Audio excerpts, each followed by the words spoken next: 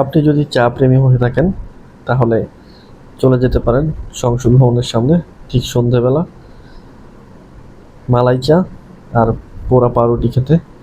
মালাই চাটা 50 টাকা, কিন্তু অসম্ভব স্বাদ, অনেক অনেক বেশি স্বাদ, যেটা খেয়ে আপনি তৃপ্তি পাবেন। আর পাউরুটি এভাবে কনডেন্স মিল্ক দিয়ে মেখে এরপর সেটিকে চুলায় আগুনে পোড়ানো হবে। কনডেন্স মিল্কটা খুব ভালোভাবে মেশানো হয় চারদিক থেকে, যাতে অনেক সুন্দর একটা ফ্লেভার পাওয়া যায় এবং এটা খেতে খুবই মুখরোচক হয়। এভাবে তারা কনডেন্স মিল্কটা পুরো মাখিয়ে হালকা চিনি চারদিকে ছিটিয়ে দিয়ে এরপর সেটা গ্যাসের আগুনের উপর ধরে এবং হালকা হালকা পুড়ে গেলে এটি তারা উঠিয়ে ফেলে এবং এটি খেতে অনেক অনেক সুস্বাদু হয়।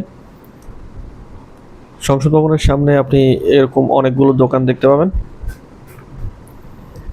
এবং আপনার সন্ধ্যাটাকে অনেক সুন্দর এবং রোমাঞ্চকর করতে এবং একটি সুন্দর সন্ধ্যা, একটি সুস্বাদু চায়ের কাপ, সুস্বাদু চা এবং এই পোড়া রুটি আপনার সন্ধ্যার ভ্রমণকে আরও বেশি আনন্দদায়ক করে তুলবে।